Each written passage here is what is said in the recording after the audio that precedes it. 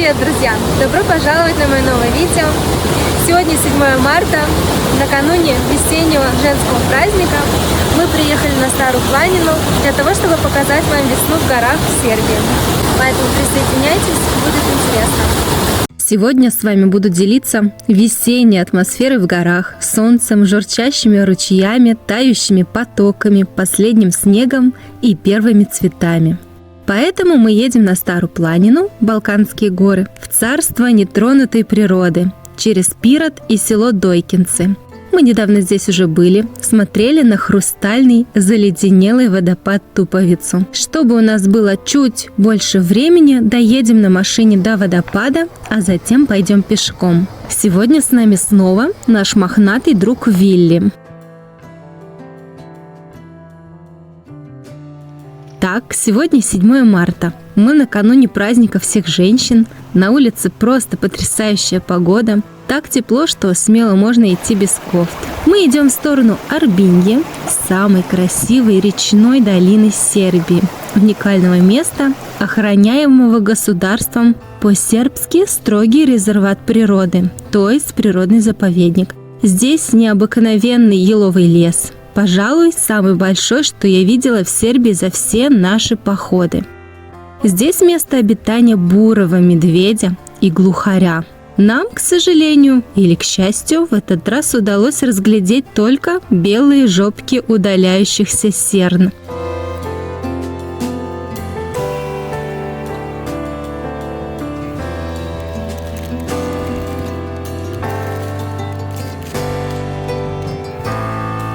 Знаете, что мы едим? Гематогенку из России. Немного подробнее о ней рассказываю на сербском канале.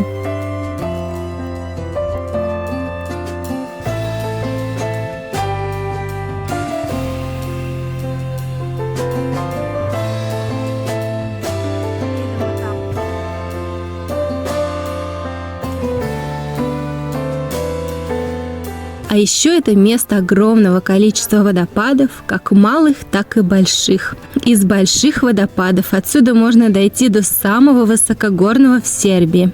Это Копринский. Его высота 103 метра, 3 кладенца, его высота неизвестна. Водопад Орлов Камень, высота 20 метров, но все это не сегодня. Какое лепо место! Ну как? Лепо? А перед нами один из небольших водопадов Драганов Вир. На заметку, летом здесь отличное место для купания. Потоки воды создают катки, в которых можно окунуться. В Сербии это очень распространено, моря ведь нет, но, пожалуй, для меня это еще интересней купаться в водопаде.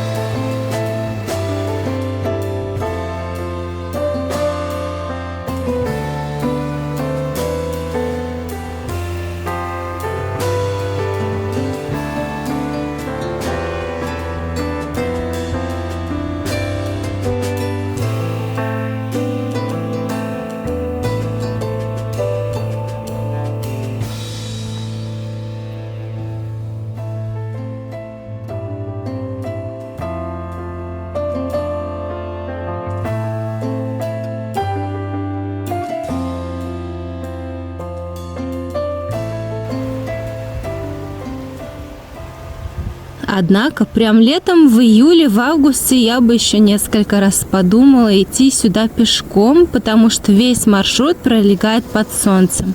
Уже сегодня плюс 13, и здесь очень жарко, и кое-кто даже попытался пойти остудиться, когда мы дошли до Арбинья.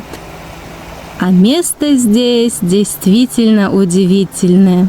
Идеальное для отдыха. 2 удобные беседки, место для огня, вокруг деревья.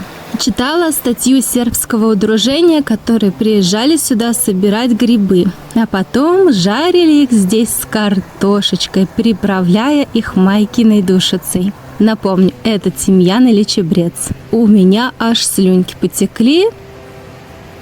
А мы идем дальше. Сюда солнце попадает меньше, поэтому еще лежит снег.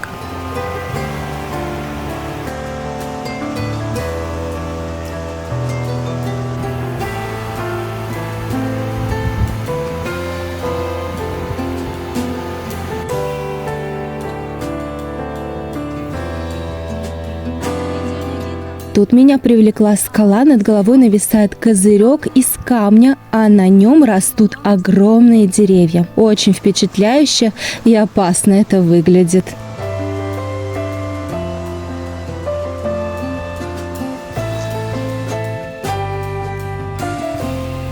Тут наш друг Вилли не мог нарадоваться снегу.